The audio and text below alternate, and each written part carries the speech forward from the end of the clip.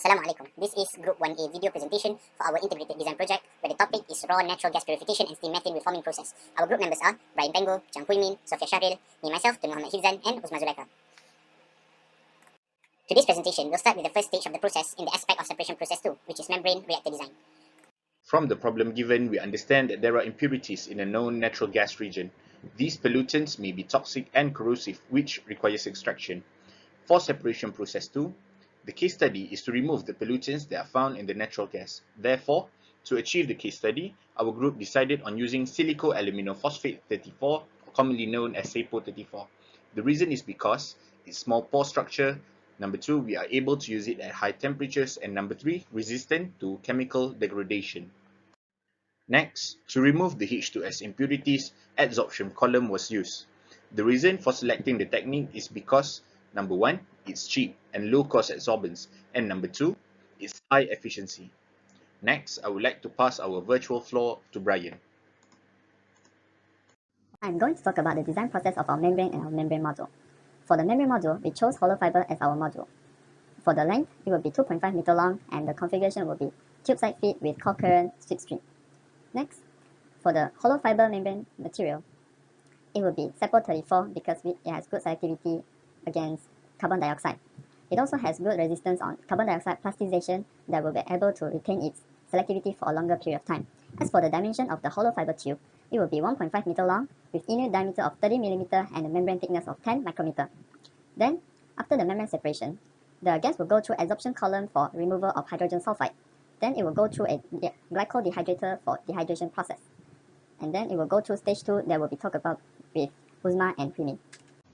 On the aspect of reaction engineering, the task is to design a catalytic reactor which can produce a valuable product from the purified natural gas. And our team has decided to produce a hydrogen through steam methane reforming unit complete with water gas shift reactor. My name is Uzma Zulaika and I will be presenting this design in detail, while my partner Chang Hui Min, she will be presenting on the specification of catalyst use, maximization strategy, and also economical benefit analysis. For our catalytic reactor design, we use packed battery reactor where the first reactor is for SMR unit using nickel-based catalyst that operate at 700 degrees Celsius, and the next two PBR is water gas shift reactor where they operate at 375 degrees Celsius and 210 degrees Celsius respectively using iron and copper catalyst. This is the main reaction that occur in SMR unit, but in order to ease our calculation, overall reaction is developed. As for the water gas shift reactor, the reaction of carbon monoxide with steam at lower temperature is aimed to produce additional hydrogen. Before calculation developed, the basis of feedstock is said to be 100 ton per day with a known steam carbon ratio of 3, and the flow rate of steam and carbon can be determined. While for the rate law of individual unit, it was predetermined via differential method. These are the main assumptions that has been made in prior of our calculation. And this is the main stoichiometry and rate law equation that will be used in order to do our reactor sizing. The concept to determine the reactor size is simply by knowing the weight of catalyst used and to divide it with the bulk density. In reference to the display of the calculation, the orange boxes is the specification that need to be known in prior before we plug it into the individual reactor unit of equation. However, viewers shall be note that the outlet of SMR unit will be fed into the WGS unit 1 and the outlet of WGS unit 1 will be fed into WGS 2.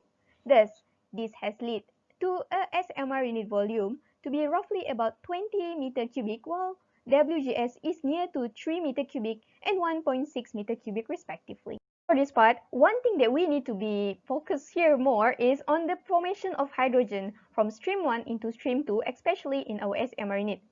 In the first reactor, we managed to increase the production up to 727.2 kilomole per hour, which is about 50% of molar fraction in our SMR unit. As for this slide, we have to take more into account on our hydrogen formation and also carbon monoxide reduced.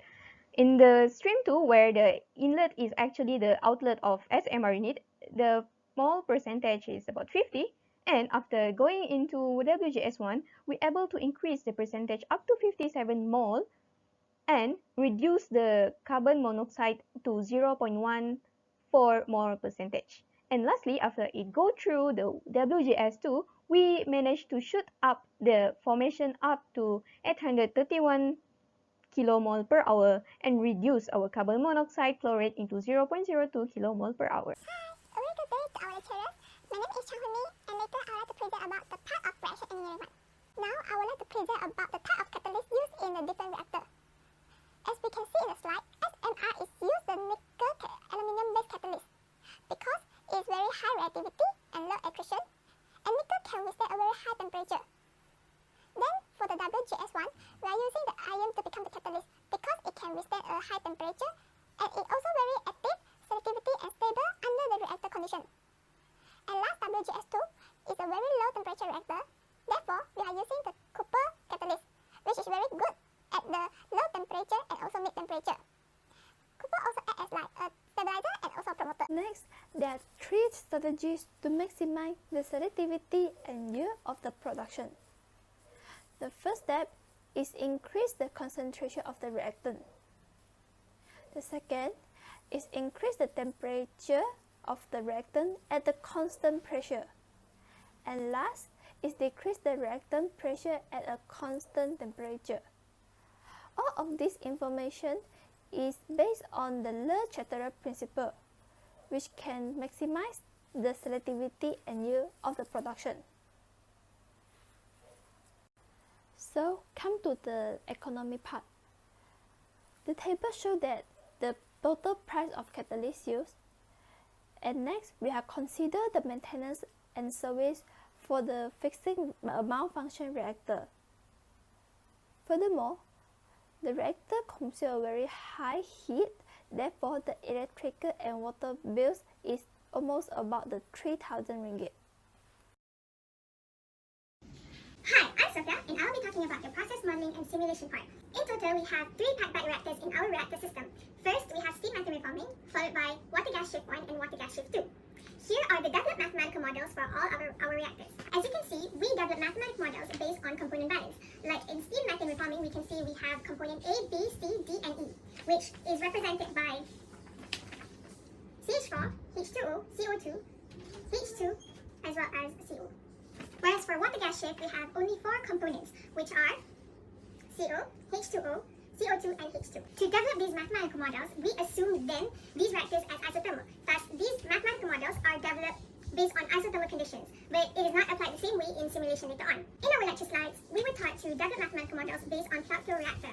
So to develop mathematical models based on packed bed reactors, we just had to change V to W, which is the weight of catalyst. Another requirement for the process modeling and simulation in an integrated design project is to develop a steady-state process simulation of the reactor system. Thus, this is the simulation of our reactor system. In the inlet stream S1, we have 0.25 mole fraction of methane and 0.75 mole fraction of H2O. When it passes through all the reactors, we get a final mole composition of the following products, which is at S6.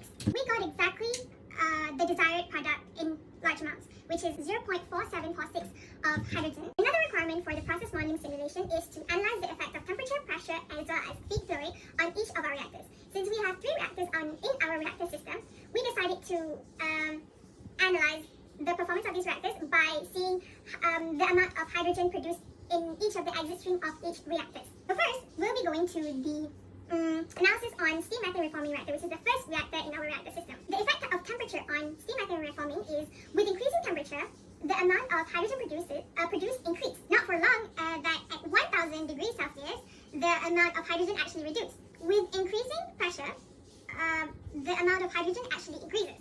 But that only stopped until 100 kilopascal, and it gradually reduces. With increasing feed flow rate, we get increased amount of hydrogen produced. Moving on to the analysis on WGS1, which is water gas shift number 1. We can see almost exactly the same trend as steam methane reforming. This is maybe due to the fact that the changes between each of these reactors are really, really small. So the trend is quite similar. It applies the same way for water gas shift number 2. With increasing temperature, it increases until 1000 degrees Celsius, it decreases, as well as effect of pressure on WGS2 and effect of feed flow rate on WGS2. So that is it for process modeling simulation.